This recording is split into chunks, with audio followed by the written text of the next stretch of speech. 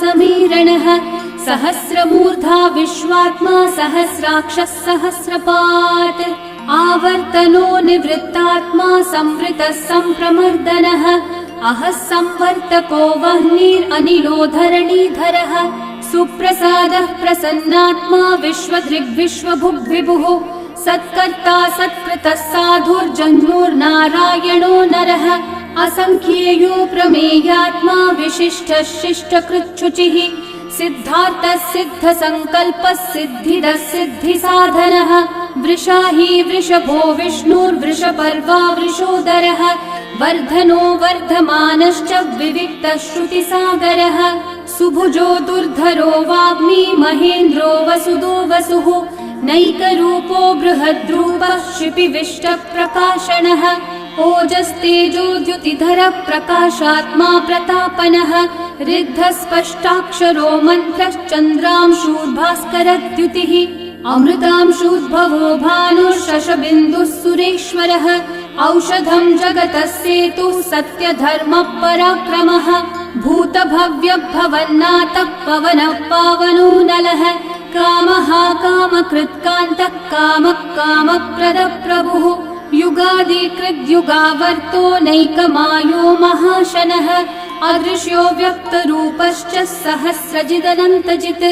इष्टो विशिष्टशिष्टेष्ठः शिखण्डी नहुषो वृषः क्रोधः क्रोधकृत्कर्ता विश्वबाहुर्महीधरः अच्युतः प्रथितः प्राणः प्राणदो वासवानुजः अपान्निधिरधिष्ठानम् अप्रमत्तः प्रतिष्ठितः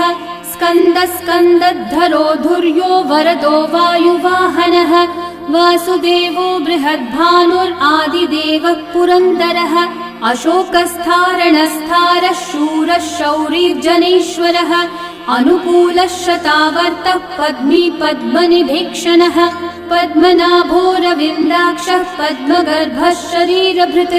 महर्धिरिग्धो वृद्धात्मा महाक्षो गरुडध्वजः अतुलः शरभो भीमः समयज्ञो हविर्हरिः सर्वलक्षणलक्षण्यो लक्ष्मीवान् समितिञ्जयः विक्षरो रोहितो मार्गो हेतुर्दामोदरः सहः महीधरो महाभागो वेगवानमिताशनः उद्भवक्षोभणो देवः श्रीगर्भः परमेश्वरः करणं कारणं कर्ता विकर्ता गहनो गुहः व्यवसायो व्यवस्थानः संस्थानस्थानदो ध्रुवः परर्धि परमस्पष्टः तुष्टः पुष्टः शुभेक्षणः रामो विरामो विरतो मार्गो नेयो नयो नयः वीरशक्तिमतां श्रेष्ठा धर्मो धर्मविदुत्तमः वैकुण्ठः पुरुषः प्राणः प्राणदः प्रणवः पृथुः हिरण्यगर्भः शत्रुघ्नो व्याप्तो वायुरधोक्षजः ऋतुः सुदर्शनः कालः परमेष्ठी परिग्रहः उग्रः संवत्सरो दक्षो विश्रामो विश्वदक्षिणः विस्तारस्थावरस्थाणुः प्रमाणं बीजमव्ययम् अर्थोऽनर्थो महाकोशो महाभोगो महाधनः अनिर्विण्णस्थविष्ठो भूर्धर्मयूपो महामखः नक्षत्रनेमिर्नक्षत्री क्षामः क्षामः समीहनः यज्ञयुज्यो महेज्यश्च क्रतुः सत्रं सताङ्गतिः सर्वदर्शी विमुक्तात्मा सर्वज्ञो ज्ञानमुत्तमम् सुहृतः सुमुखः सूक्ष्मः सुघोषः सुखदः सुहृत् मनोहरो जितक्रोधो वीरबाहुर्विदारणः स्वापनः स्ववशो व्यापी नैकात्मा नैककर्मकृत् वत्सरो वत्सलो वत्सी रत्नगर्भो धनीश्वरः धर्मगुग्धर्मकृद्धर्मी सदसक्षरमक्षरम् अविज्ञाता सहस्रांशूर्विधाता कृतलक्षणः गभस्तिनेमि सत्त्वस्थः सिंहो भूतमहेश्वरः आदिदेवो महादेवो देवेशो देवभृद्गुरुः उत्तरो गोपतिर्गोप्ता ज्ञानगम्यः पुरातनः शरीरभूतभृद्भोक्ता कपीन्द्रो भूरि दक्षिणः सोमपोऽमृतपः सोमः पुरुजित्पुरुसत्तमः विनयोजयः सत्यसन्धो दाशारः सात्वतां पतिः जीवो विनयिता साक्षी मुकुन्दो मितविक्रमः अम्भोनिधिरनन्तात्मा महोदधिशयोऽन्तकः अजो महार्ह स्वाभाव्यो जितामित्रप्रमोदनः आनन्दो नन्दनो नन्दः सत्यधर्मात्रिविक्रमः महर्षि कपिलाचार्य कृतज्ञो मेदिनीपतिः त्रिपदस्त्रिदशाध्यक्षो महाशृङ्गकृतान्तकृत् महावराहो गोविन्दः सुषेणः कनकाङ्गदी गुह्यो गभीरो गहनो गुप्तश्चक्रगदाधरः वेधास्वाङ्गोचितः कृष्णो दृढसङ्कर्षणोच्युतः वरुणो वारुणो वृक्षः पुष्कराक्षो महामनाः भगवान् भगहानन्दी वनमाली हलायुधः आदित्यो ज्योतिरादित्यः सहिष्णुर्गतिसत्तमः सुधन्वाखण्ड परशुर्दारुणो द्रविणप्रदः दिवस्पृक् सर्वदृग्व्यासो वाचस्पतिरयो निजः त्रिसामासामगः सामन्निर्वाणम् भेषजम्भिषक् सन्न्यासकृच्छमः शान्तो निष्ठा शान्तिपरायणम् शुभाङ्गः शान्तिदः सृष्टा कुमुदः कुवलेशयः गोहितो गोपतिर्गोप्ता वृषभाक्षो वृषप्रियः अनिवर्ती निवृत्तात्मा संक्षेप्ताक्षेमकृच्छिवः श्रीवत्सवक्षा श्रीवासः श्रीपति श्रीमतांवरः श्रीधः श्रीश श्रीनिवास श्रीनिधिः श्रीविभावनः श्रीधर श्रीकर श्रेयः श्रीमान् लोकत्रयाश्रयः स्वक्षस्वङ्गः शतानन्दो नन्दिर्ज्योतिर्गणेश्वरः विजितात्मा विधेयात्मा सत्कीर्तिश्चिन्न संशयः उदीर्णः सर्वतश्चक्षुरनीशः शाश्वतस्थिरः भूषयो भूषणो भूतिर्विशोकः शोकनाशनः अर्चिष्मान् अर्चितः कुम्भो विशुद्धात्मा विशोधनः अनिरुद्धो प्रतिरथ प्रद्युम्नोमितविक्रमः कालनेमी निहावीरः शौरी शूरजनेश्वरः त्रिलोकात्मा त्रिलोकेशः केशवः केशिहा हरिः कामदेवः कामपालः कामिकान्तकृतागमः अनिर्देश्य वपुर्विष्णु वीरोऽनन्तो धनञ्जयः ब्रह्मण्यो ब्रह्मकृद् ब्रह्मा ब्रह्म ब्रह्मविवर्धनः ब्रह्मविद् ब्राह्मणो ब्रह्मी ब्रह्मज्ञो ब्राह्मणप्रियः महाकर्मो महाकर्मा महातेजा महोरगः महाक्रतुर्महायज्वा महायज्ञो महाहविः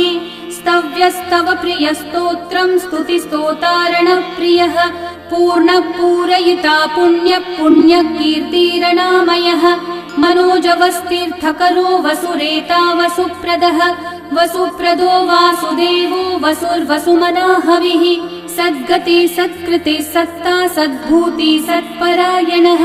शूरसेनो यदुश्रेष्ठः सन्निवासः सुयामुनः भूता वासो वासुदेवः सर्वासु निलयो नलः दर्पः दर्पदो दृप्तो दुर्धरोऽथा पराजितः विश्वमूर्तिर्महामूर्तिर्दीप्तमूर्तिरमूर्तिमान् अनेकमूर्तिरव्यक्तः शतमूर्तिः शताननः एकोनैकः स वः किं यतत्पदमनुत्तमम् लोकबन्धुर्लोकनाथो माधवो भक्तवत्सलः सुवर्णवर्णो हेमाङ्गो वराङ्गश्चन्दनाङ्गदे वीरः विषमः शून्यो घृताशीरशलश्चलः अमानी मानदो मान्यो लोकस्वामी त्रिलोकधृक् सुमेधा मेधजो धन्यः सत्यमेधाधराधरः तेजो वृषो द्युतिधरः सर्वशस्त्रभृतांवरः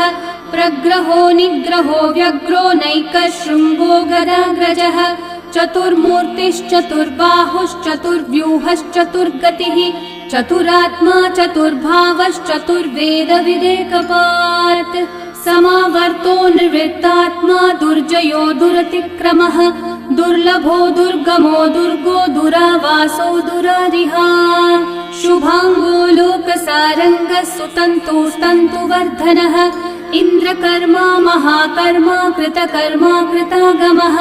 उद्भवः सुन्दर सुन्दो रत्ननाभः सुलोचनः अर्को वाजस्सनः शृङ्गी जयन्तः सर्वविजयी सुवर्णबिन्दु रक्षोभ्यः सर्ववागीश्वरेश्वरः महाहृदो महागर्तो महाभूतो महानिधिः कुमुदः कुन्दरः कुन्दः पर्जन्यः पावनो निलः अमृताशो मृतवपुः सर्वज्ञः सर्वतोमुखः सुलभः सुव्रतः सिद्धः शत्रुजिच्छत्रुतापनः न्यग्रोधोदम्बरोऽश्वत्थः चाणूरान्ध्रनिषूदनः सहस्रार्चिः सप्तजिह्वा सप्तैधा सप्तवाहनः अमूर्तिरनघोचिन्त्यो भयकृद्भयनाशनः अनुर्बृहत्कृशस्थूलो गुणवृन्निर्गुणो महान् अधृतस्वधृतस्वास्य प्राग्वंशो वंशवर्धनः भारभृत्कथितो योगी योगीशः सर्वकामदः आश्रमश्रमणश्रामः सुपर्णो वायुवाहनः धनुर्धरो धनुर्वेदो दण्डो दमयिता दमः अपराजितः सर्वसहो नियन्ता नियमो यमः सत्त्ववान् सात्विकः सत्यः सत्यधर्मपरायणः अभिप्रायप्रियार्होर्हः प्रियकृत्कृतिवर्धनः विहाय स गतिर्ज्योतिः सुरचिर्हुतभुक् विभुः रविर्विरोचनः सूर्यः सविता रविलोचनः अनन्तो हुतभुग्भोक्ता सुखदो नैकजोऽग्रजः अनिर्विण्णः सदा मर्षि लोकाधिष्ठानमद्भुतः सनात् सनातनतमः कपिलः कपिरव्ययः स्वस्तिदः स्वस्तिकृत् स्वस्ति स्वस्ति भुक् स्वस्ति दक्षिणः अरौद्रः कुण्डली चक्री विक्रम यूर्जितशासनः शब्दातिगः शब्दसः शिशिरः शर्वरीकरः अक्रूरः पेशलो दक्षो दक्षिणः क्षमिनाम्बरः विद्वत्तमो वीतभयः पुण्यश्रवणकीर्तनः उत्तारणो दुष्कृतिः पुण्यो दुःस्वप्ननाशनः वीरः रक्षणः सन्तो जीवनः पर्यवस्थितः अनन्तरूपोऽनन्तः श्रीर्जितमन्युर्भयापहः चतुर्रश्रो गभीरात्मा विदिशो व्यादिशो दिशः अनादिर्भूर्भुवो लक्ष्मी सुवीरो रुचिराङ्गदः जननो जनजन्मादि भीमो भीमपराक्रमः आधारनिलयो धाता पुष्पहासः प्रजागरः ऊर्ध्वगः सत्पथाचारः प्राणदः प्रणवप्पणः प्रमाणं प्राणनिलयं प्राणभृत् प्राणजीवनः तत्त्वं तत्त्वविदेकात्मा जन्म मृत्युजरातिगः भूर्भुवः स्वस्तरुस्तारः सविता प्रपितामहः यज्ञो यज्ञपतिर्यज्वा यज्ञाङ्गो यज्ञवाहनः यज्ञभृद्यज्ञकृद्यज्ञी यज्ञभुग्यज्ञसाधनः यज्ञातकृद्यज्ञगुह्यामन्नमन्नादयेव च आत्मयोनिः स्वयं जातो वैखानः सामगायनः देवकीनन्दनः सृष्टा शितीशः पापनाशनः शङ्खवृन्नन्दकी चक्री शार्ङ्गधन्वा गदाधरः रथाङ्गपाणिरक्षोभ्यः सर्वप्रहरणायुधः सर्वप्रहरणायुध ॐ नम इति वनमाली गदी शार्ङ्गी शङ्खी चक्री च नन्दकी श्रीमान्नारायणो विष्णुर्वासुदेवोऽभिरक्षतु वनमाली गदी शार्ङ्गी शङ्खी चक्री च नन्दकी श्रीमान्नारायणो विष्णुर्वासुदेवोऽभिरक्षतु वनमाली गदी शार्ङ्गी शङ्खी चक्री च नन्दकी श्रीमान्नारायणो विष्णुर्वासुदेवोऽभिरक्षतु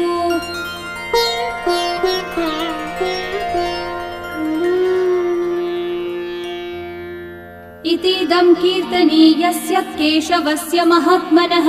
नाम्नां सहस्रं दिव्यानाम् अशेषेण प्रकीर्तितम् य इदं शृणुयान्नित्यं यश्चापि परिकीर्तयेत् न शुभं प्राप्नुयात् किञ्चित् सोमुत्रेह च मानवः वेदान्तगो ब्राह्मणः स्यात् क्षत्रियो विजयी भवेत् वैश्यो धनसमृद्धः स्यात् शूद्रः सुखमवाप्नुयात् धर्मार्थी प्राप्नुयात् धर्मम् अर्थार्थी चार्थमाप्नुयात् कामानवाप्नुयात् कामी प्रजार्थी चाप्नुयात् प्रजाम् भक्तिमान्यः सदोत्थाय शुचिस्तद्गतमानसः सहस्रं वासुदेवस्य नाम्नामेतत् प्रकीर्तयेत् यशः प्राप्नोति विपुलं याति प्राधान्यमेव च अचलां श्रियमाप्नोति श्रेय प्राप्नोत्यनुत्तमम् न भयं क्वचिदाप्नोति वीर्यं तेजश्च विन्दति भवत्यरोगो द्युतिमान् बलरूपगुणान्वितः रोगार्तो मुच्यते रोगात् बद्धो मुच्येत बन्धनात् भयान्मुच्येत भीतस्थो मुच्येतापन्न आपदः दुर्गान्यतितरत्याशु पुरुषः पुरुषोत्तमम् स्तुवन्नाम सहस्रेण नित्यं भक्ति समन्वितः वासुदेवाश्रयो मर्त्यो वासुदेवपरायणः सर्वपापविशुद्धात्मा याति ब्रह्म सनातनम् न वासुदेव भक्तानामशुभं विद्यते क्वचित् जन्म मृत्यु जरा व्याधि भयं नैवोपजायते इमं स्तवमधीयानः श्रद्धा भक्ति समन्वितः युज्येतात्मसुखः शान्ति श्रीधृति स्मृतिकीर्तिभिः न क्रोधो न च मात्सर्यं न लोभो नाशुभा मतिः भवन्ति कृतपुण्यानां भक्तानां पुरुषोत्तमे द्यौसचन्द्रार्कनक्षत्राखं दिशो भूर्महो दधिः वासुदेवस्य वीर्येण विदतानि महात्मनः ससुरासुरगन्धर्वं सयक्षूरगराक्षसं जगद्वशे वर्ततेदं कृष्णस्य सचराचरम् इन्द्रियाणि मनोबुद्धिः सत्त्वं तेजो बलं द्युतिः वासुदेवात्मकन्याहुः क्षेत्रं क्षेत्रज्ञ एव च सर्वागमानामाचार प्रथमं परिकल्पते आचार प्रभवो धर्मो धर्मस्य प्रभुरच्युतः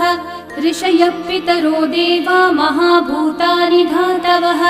जङ्गमाजङ्गमं चेदं जगन्नारायणोद्भवम् योगो ज्ञानं तथा साङ्ख्यं विद्या शिल्पादिकर्म च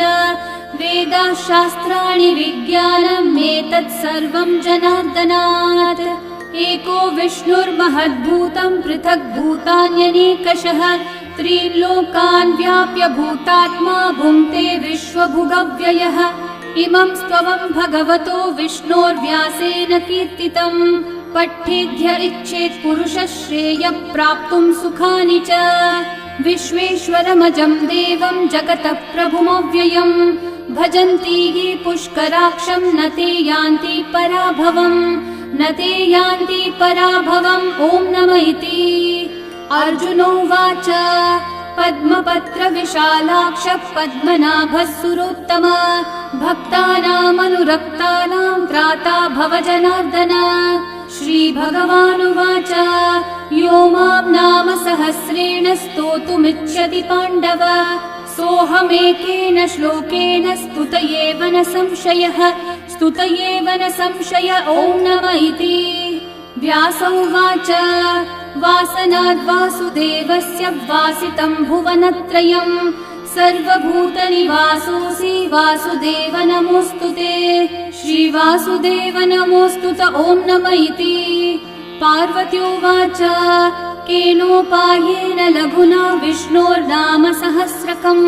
पठ्यते पण्डितेर्नित्यं श्रोतुमिच्छाम्यहं प्रभो ईश्वरोवाच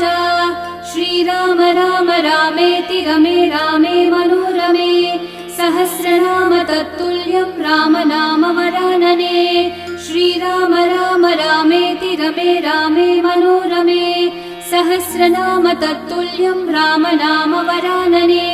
श्रीराम राम रामेति रमे रामे मनोरमे सहस्रनाम तत्तुल्यं राम नाम वरानने श्रीराम नाम वरानन ॐ नमः इति ब्रह्म उवाच नमोऽस्त्वनन्ताय सहस्रमूर्तये सहस्रपादाक्षि शिरोरुबाहवे सहस्रनाम्ने पुरुषाय शाश्वते सहस्रकोटियुगधारिणे नमः सहस्रकोटियुगधारिण ॐ नमः इति सञ्जय उवाच यत्र योगेश्वर कृष्णो यत्र पार्थो धनुर्धरः तत्र श्रीर्विजयो भूतिर्ध्रुवा नीतिर्मतिर्मम श्रीभगवानुवाच अनन्याश्चिन्तयन्तो मा ये जनाः पर्युपासते तेषां नित्याभियुक्तानां योगक्षेमं वहाम्यहम् परित्राणाय साधूनां विनाशाय च दुष्कृतां धर्म संस्थापनार्थाय सम्भवामि युगे युगे आर्ता विषण्णा शिथिलाश्च भीता घोरेषु च व्याधिषु वर्तमानाः संकीर्त्य नारायण शब्दमात्रं विमुक्तदुःखा सुखिनो भवन्तु। कायेन वाचा मनसैन्द्रियैर्वा बुद्ध्यात्मना वा प्रकृते स्वभावात् करोमि यद्यत् सकलं परस्मै नारायणायेति समर्पयामि। श्री विष्णु सहस्रनाम स्तोत्रम् सम्पूर्णम्।